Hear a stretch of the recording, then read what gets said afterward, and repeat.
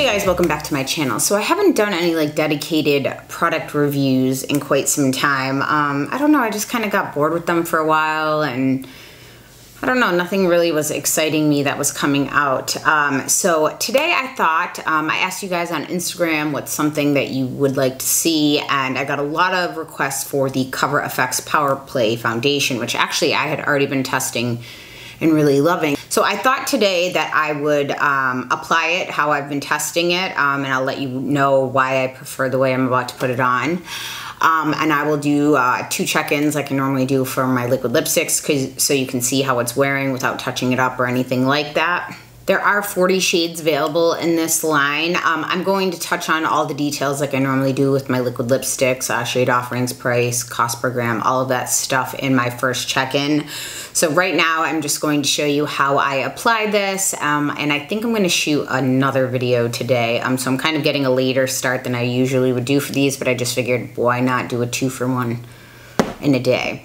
So this foundation is said that it's meant for normal to combination skin because this is a matte foundation, a matte long wearing, and typically I do not like matte foundations. I do like the Fenty foundation. I have to put on in a very light layer or it can look too dry and cakey on me if I go in too heavy.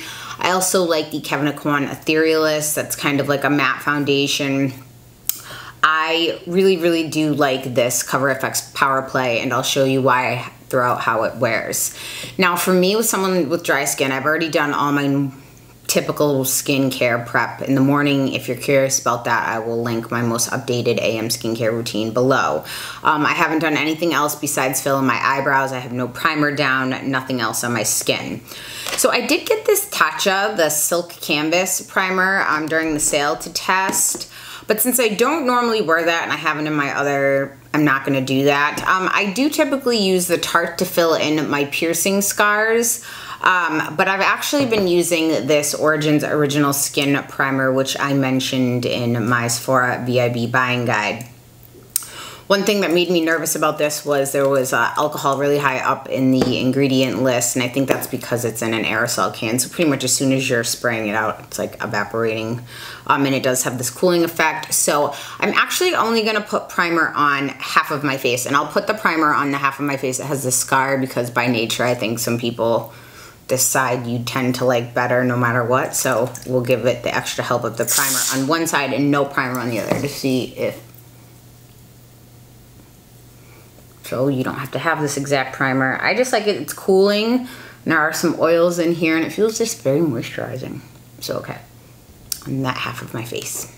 So for me, again, I don't ever, as a dry person, or my skincare makes me more normal, I don't ever wanna put a mattifying primer down and then a matte foundation on top because it's just going to be way too dry for me. So your best bet if you are dry is to wear a luminous foundation or a luminous primer underneath the foundation, or more of a very hydrating one. I also find with matte foundations that I don't care to use a damp beauty blender. I've tried even like with the brush, and sometimes, unless it's super full coverage, if this is really full coverage, I will go in and put it on with that, but I typically prefer to apply my foundations with a brush and then blend it in with a beauty blender. But I actually find this one, since it is matte, it actually works best with a dry beauty blender just to kind of blend in whatever lines you may get. And again, that's just from what I've been trying. So I'm kind of between 3 shades. I can wear P20, which is pink tone 20, level 20. I can wear N20, which is neutral 20, and then N25. I've been actually kind of going towards like the darker of what I can wear since I've moved, because I am pretty light skin, and it's funny when some of us have gone out, like the flash from wearing like a dress or something, it's like I'm glowing, I look like powder compared to everybody else that's super tan. But again, I don't really, I'm not a tanner. So I'm gonna give this a shake, and I'm gonna put some of this on a palette. It comes in this little dropper bottle like this. You see that? Just any palette you want to use. Just squeeze a little out on there. There's a couple brushes I really like for this, but for this one I'm just going to pick up the Esom T45, which is a Taklon brush. And first I'm gonna go on the non-primer side so I'm not dragging anything over. And I'm just gonna paint this on. This is pretty high coverage considering what I typically like in a foundation. I like it that they have multiple, I mean, Cover FX has always, I think, had a pretty decent range on their foundations. And I like it that they show like the undertones, like warm, pink, neutral, instead of like weird numbers that you have to try to guess what they are. So there it is applied to one side, and quickly, because matte foundations tend to dry a lot faster than dewy ones, I am going to just blend that out with the Dry Beauty Blender. Now, if you wanted less coverage, you could go in with this damp, but since I want the coverage to stay put so I can show you how this wears, I'm gonna just blend it out with a dry one. Now to the other side.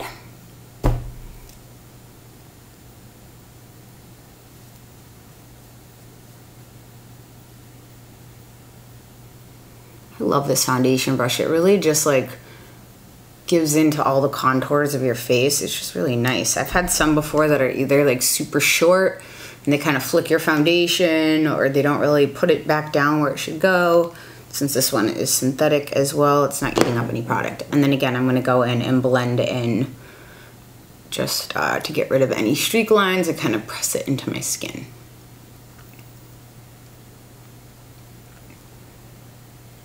So when I'm wearing dewy foundations, I like this to be damp because it's adding the dew to me, or even like a natural finish foundation, I like it to be dewy. But while I'm working with these mattes, I find that if I go in with a wet sponge and I'm blending it in, I almost find like it starts picking up the foundation as it's drying down with the damp sponge because it's matte, and moving it around, which looks very weird.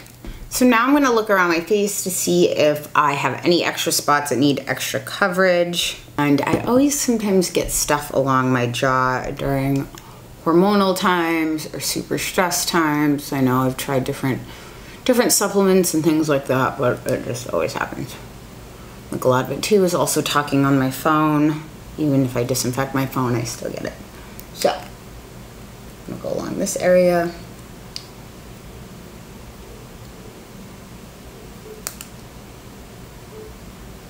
And since it is just a touch darker, I'm gonna wanna bring it down my neck. Okay, so up close here, you can see what it looks like on the skin.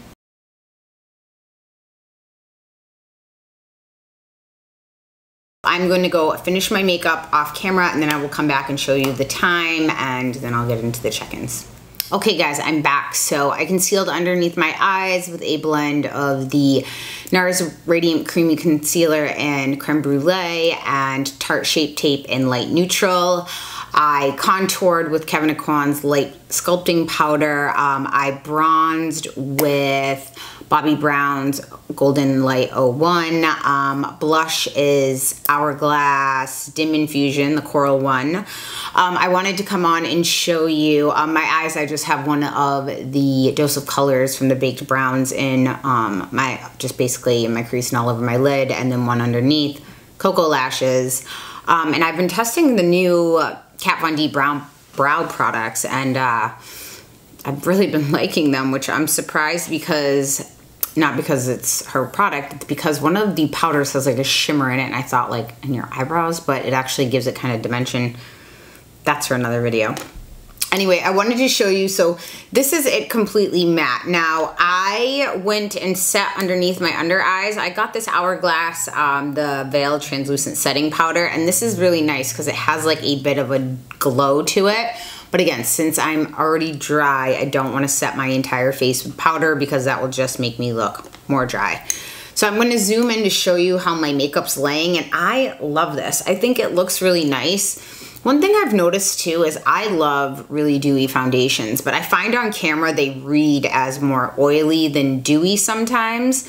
Sometimes I love the dew, and sometimes I feel like matte foundations look better on camera, yet dewy ones look better in person. But this one looks good in person too. So let me move this light over, try to see how close up I can get so you guys can see with decent lighting what this looks like on my skin.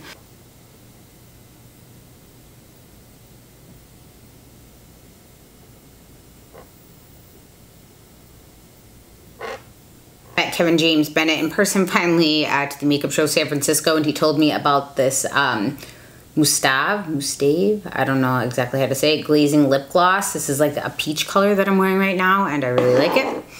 And so I'm going to show you what this looks like once I put a highlight on it, because as you can see now, even though it's matte, it still has some kind of, it's not like an ultra matte, like suck all the moisture out of your face. I've been loving these Wet n Wild highlighters. This one is, where do they say the color? Precious Petals. So this one is more of like the peachy or pink color. And I'm gonna use that on the Sephora highlighting brush in 98, which I've been loving this highlighting brush.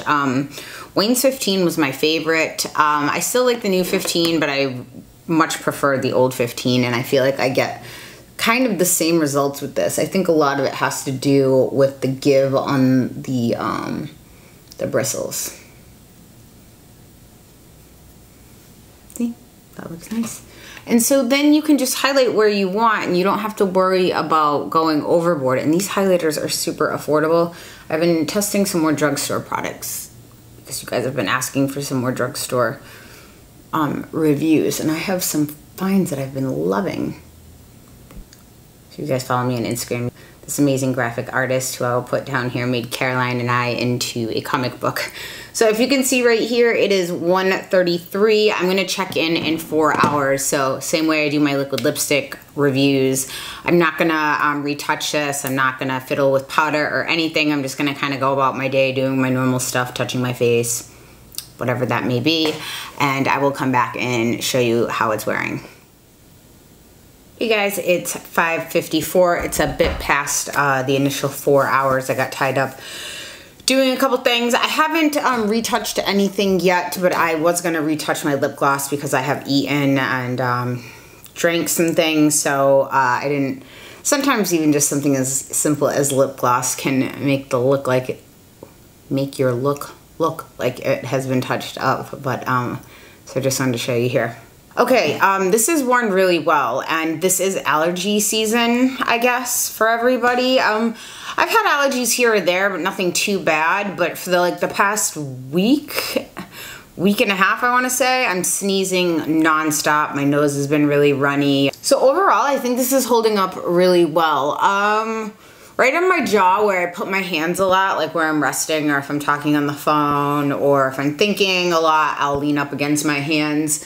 So like right up in there, you can see where it's kind of faded a little. I should have probably built that area up a little more. I have blown my nose a couple times. You can see it fading just a little. Hold on, let me bring my mirror in closer so I can see. So it has kind of gotten into the creases of my nose. Not anything bad though. It's pretty good in between my eyebrows, up on my forehead. I will just say it's probably because I don't always apply the most right here. I kind of work it from the center of my face out, and I always put less here, even though sometimes this is the area that I typically need the most coverage. So I should probably work on that. I will zoom in close here so you guys can see.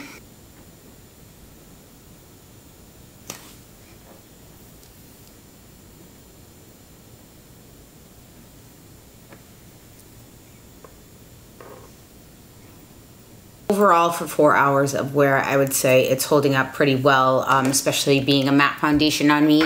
I don't see any dryness. I don't see any flaking. I don't see any of that where a lot of matte foundations will give me that problem. So now a little information about this product. Obviously, the brand name is Cover FX, and this is called their Power Play Foundation. So I do have this insert. I did receive this in PR, so I did not purchase this with my own money. So I just wanted to be able, I took a couple notes, and I just wanted to be able to read to you the brand's claims, and we'll see if it holds up. It says, make your power play. Our newest product arrives with a powerful purpose to push the limits of what's possible so you can get out there and do the same. Introducing Power Play. Sweat, shine, crease, water, oil. We've got it all covered. So go on, get out there and play with your own set of rules. Why we love it. From its weightless modern matte finish to its good for you ingredients to all day wear, our latest foundation shatters limitation and forever alters your standards of performance. Available in 40 shades. Skin types, normal combination, oily, which already I'm dry, but this does work for me. Again, I've been testing this for about a month. This foundation says it's matte, modern matte finish, whatever modern matte means. And it does claim on the website to be full coverage, which I would call it medium to full. You can definitely build it. The cat is back. You guys said you like his appearances. I got him a brand new cat condo that's in my bedroom, and he's been going like doing cat pull-ups. He's getting ripped, ready to start all types of trouble. Where you can find this is directly on the Cover FX website, and it does appear to be a Sephora exclusive within the United States anyway. I don't see it at Ulta or any other retailer that sells Cover FX. The launch date for this was the beginning of March online and March 23rd inside Sephora stores. This product is a permanent edition so far. It's not meant to be limited edition. I find most foundations aren't limited edition. This product is $44, and for $44 you're getting 1.18 fluid ounces of product, which is a decent amount. A lot of foundations are 1 ounce or under. This is the packaging that it comes in. It's a plastic bottle, but it's like a thicker plastic. It doesn't feel like super cheap, but it has this little, almost like what you see a lot of water foundations come in. The first ingredient in here is water, but several silicones after that, so this is a silicone based foundation. And it just easily just squeezes right out onto a palette or directly onto a brush. If you wanted to put it right on your face, you could, and then the little cap just clicks back on. It is safe to travel with. What I like about this, what I think they kind of did for makeup artists too, is while glass bottles are very nice, they're not very practical if you're a makeup artist, especially for a range that has like 40 shades like this. It's way easier to travel with something that's light, that's not like, again, a million glass bottles in your makeup case while you're carrying it around. This foundation is made in Italy, and as I already mentioned, it is available in 40 shades. They have 16 Ns, which are neutral shades, which they describe as equal parts of pink and golden hues in the skin. They also have 10 Ps, which are their pink shades, which are described as a rosy hue or a cooler hue to the skin. They have 11 Gs, which are their golden shades, which are described as yellow and warmer in hue. And something I haven't noticed before, and maybe this might just be new, is they have 2 G pluses, which are shades that are in the golden range that are even warmer and more olive than the original G range.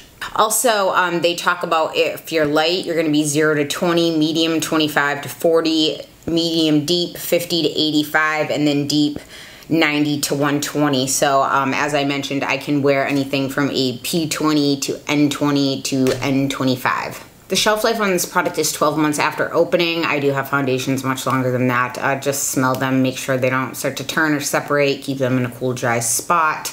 I don't have an order date or anything as mentioned because this was sent to me in PR, so I also don't have any shipping information for you. I apologize. This product is actually vegan and cruelty-free, which is really cool of Cover FX. The claims that they also make on the back is it's free of talc, mineral oil, gluten, fragrance, and parabens. Parabens don't scare me. Talc doesn't scare me. Mineral oil doesn't scare me. In makeup anyway, especially if it's just meant to sit on the surface of my skin. In skincare, mineral oil is a big no-no. Gluten, if you have severe gluten allergies, even putting it topically on your skin could bother you. And I don't have any fragrance sensitivity per se, but some people do. So this shouldn't really bother anybody's skin. Right now I'm going to show you guys a cost breakdown on the screen with some other foundations I have cataloged so you can see. Now keep in mind when you see the cost per ounce, that's for a full ounce of product. That's going to be much higher than when I'm showing you like my cost per gram on things like eyeshadow and things. Again, we're going grams to ounces anyway. But just keep that in mind. I will have this one highlighted and you can see kind of where it falls against other foundations. I went through the ingredients. I cannot find anything like this that appears online that this is a dupe for. The only thing that causes me any concern in here is there is a small amount of alcohol in here that's like third or fourth from the last ingredient in here. Which isn't always great if you have really dry and sensitive skin, but then again, neither is a matte foundation. Probably is not going to be good for you. Otherwise, and again, I haven't noticed it to be a problem. It's probably used as part of their preservatives since they don't have parabens, or to give you some of that dry down. Again, most foundations that are aimed towards oily combination skin or that are matte do have some alcohol somewhere in there. Again, it's in such a minute amount towards the end of the formula, I'm not too concerned. You guys saw how this went on. It goes on very like thin and it gives decent coverage.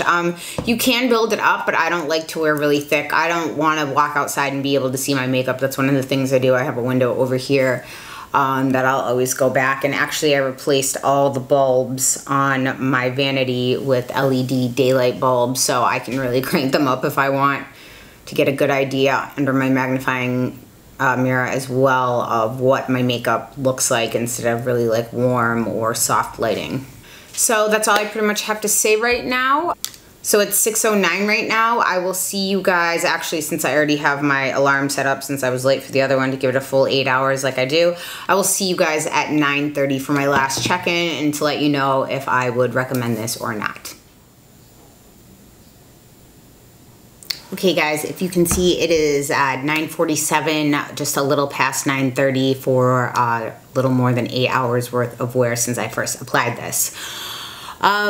This foundation has held up amazingly well. It's become one of my favorite foundations that I reach for if I know I need something to last all day. So what you're seeing right here is, I'll show you a little clip. I am watching two English bulldogs right now, and so I brought them out into the dog park and I was running around and playing with them. My dog is so old, she has zero interest in ever running around and playing. She just wants to sit on my lap the whole time. So the two of them I was throwing the frisbee around with and running around. So I mean, considering that especially, it's held up really well. Again, just where I'm putting my hands constantly, like just force of habit I do this. I know I shouldn't, but I still do. So I'm gonna try to build that up more.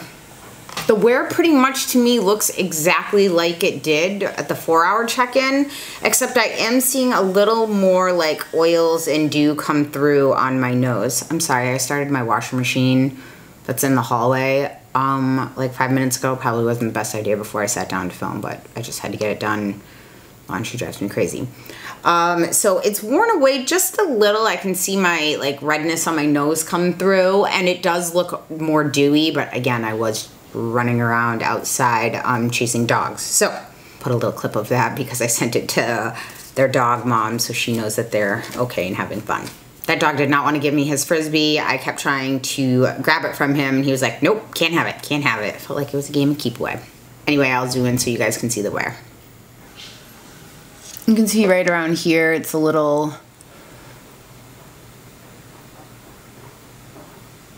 still though, it hasn't really creased. No peeling on my chin.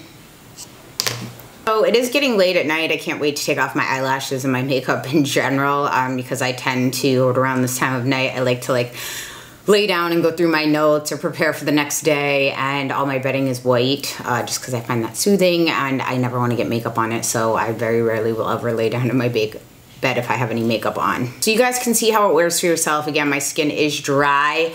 The only people I could see having a lot of problems with this is if you are extremely dry and you have peeling skin, and again, I don't think that any matte foundation really is good for that type of skin. Puppy. And then here's my old lady. You okay? Okay? Thank you. Okay, go lay down. I'll be in a minute.